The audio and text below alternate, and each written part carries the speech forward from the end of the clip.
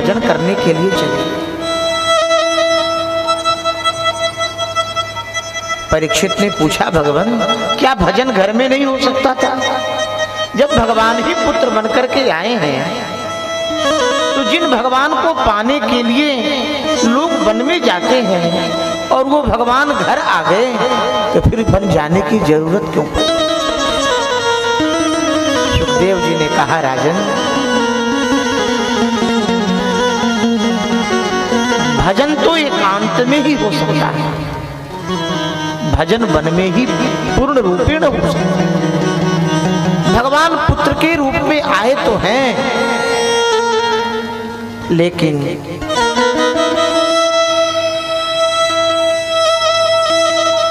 पुत्र के प्रति मोह उत्पन्न न हो जाए, इसलिए वो छवि को हृदय में धारण करके महर्षि कर्दम तप करने चले गए।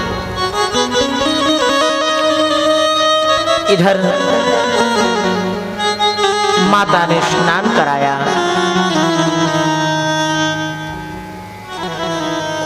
और भगवती देवहूति ने भगवान कपिल से विविध प्रकार के प्रश्नों को पूछे कि निर्विण्णा नितराम भूमन न सदिन्द्रिय तर्षणा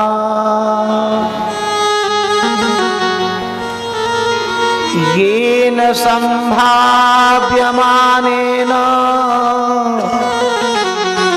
न प्रपन्नान्धं तमः प्रभो।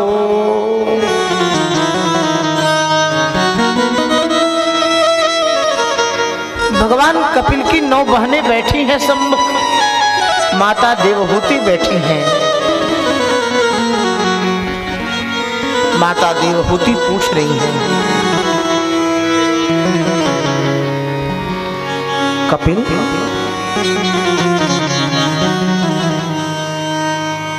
हमारे जीवन की परिस्थितियां विभिन्न हो रही हैं, हमारे जीवन की परिस्थितियां बड़ी खराब हो रही हैं। ये जो शरीर है, इस शरीर के अंदर 5 कर्मेंद्रिय, 5 ज्ञानेंद्रिय और 11वां मन। ये सारी इंद्रियां अपनी अपनी ओर खींचती हैं। नेत्र कहता है सुंदर दृश्य देखो, कान कहता है सुंदर संगीत सुनो, और जिह्वा कहती है अच्छी अच्छी चीजों का रसास्वादन करो। कोई अपनी ओर खींचता है, कोई अपनी ओर खींचता है। जीव तो परवश है, इन इंद्रियों को बस में कैसे करें? भगवान कपिल ने इंद्रियों को बस में करने का उपाय बताया है। मां ने पूछा, बेटा नैनम छिन्दन्ति शस्त्राणि नैनम दहति पावक न चैनम क्लेदयन्त्यापो न शोषयति मारुतः अछेद्योयम दाह्योयम क्लेद्यो सोस्य एव च नित्यः सर्वगतस्थाणु रचलोयम सनातनः। यह जो आत्मा है यह अचल है और यह सनातन है।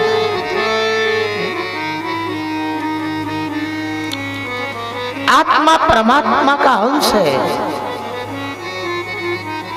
आत्मा निर्विकार है। जब आत्मा निर्विकार है तो क्या बंधन आत्मा का है या मन का है? भगवान कपिल ने बहुत विस्तार से उपदेश किया, इसी का नाम सांख्य दर्शन हुआ। भगवान कपिल ने उपदेश करते हुए कहा, मां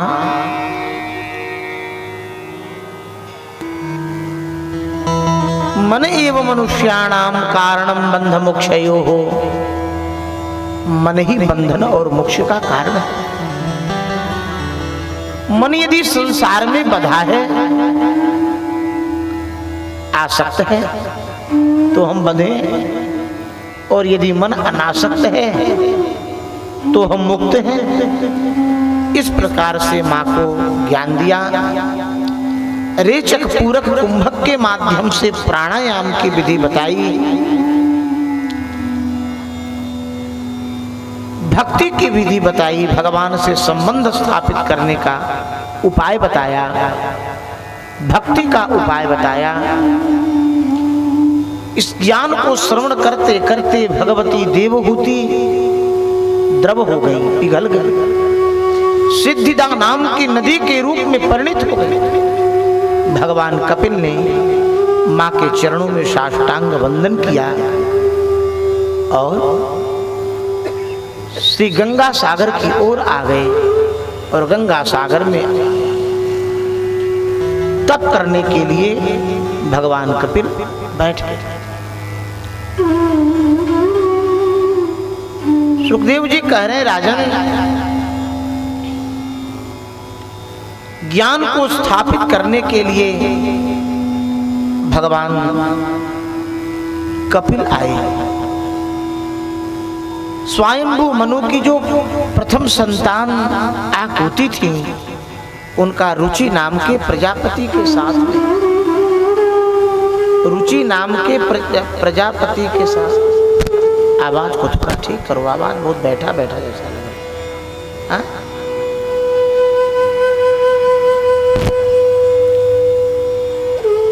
रुचि नाम के प्रजापति के साथ में आकृति का विवाह हुआ, जिनके यहाँ भगवान यज्ञ का प्रादुर्भाव हुआ।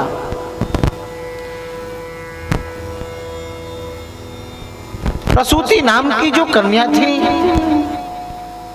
उनका विवाह दक्ष प्रजापति के साथ में।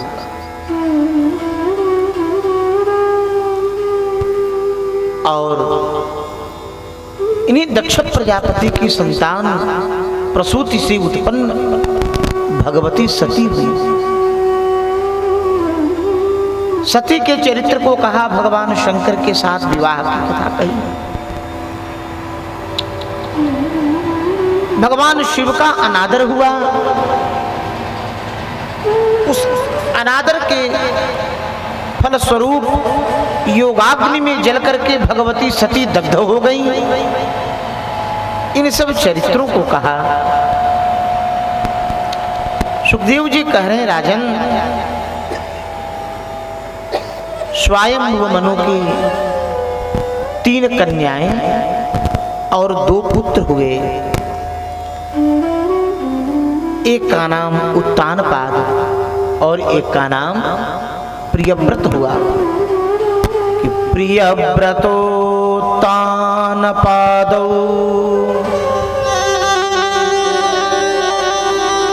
शतरूपा पते सुतौ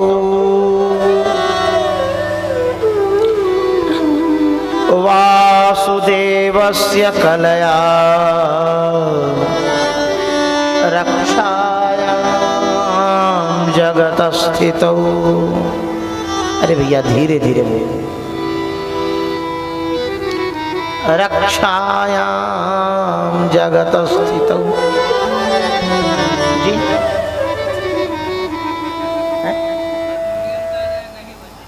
बहुत धीमी आवाज को बहुत तेज आवाज में बता दिया, लो बता दिया।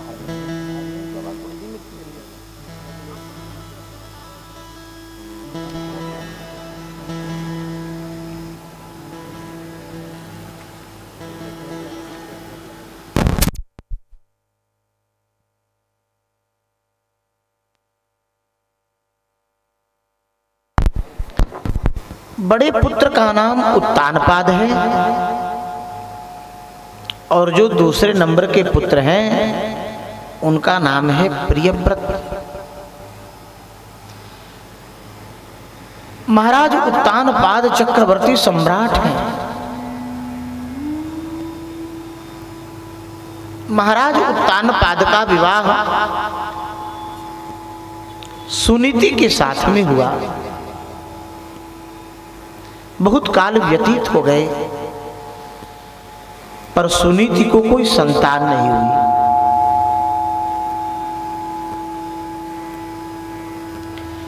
महाराज उत्तानपाद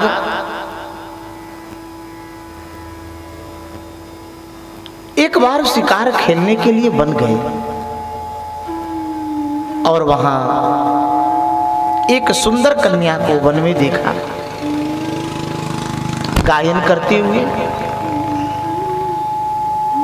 महाराज उत्तानपाद का मन उस कन्या के प्रति आसक्त हो गया। उन्होंने विवाह की जिज्ञासा की। चक्रवर्ती सम्राट के साथ में कौन नहीं चाहेगा कि मेरा विवाह हो। सुरुचि के पिता ने स्वीकार कर लिया और महाराज उत्तानपाद के साथ में सुरुचि का भी विवाह हो गया। जब सुरुचि महाराज के साथ में महल में आई तो भगवती सुनीति अगवानी करने के लिए चौखट पर पधारी। सुरुचि ने देखा महारानी को, इशारे से पूछा ये कौन है। महाराज ने कहा ये बड़ी महारानी। सुरुचि ने कहा आपको पहले ही बताना चाहिए था कि मेरा विवाह हो गया। जब तक ये महल में रहेंगी मैं अंदर कदम नहीं रखूंगी।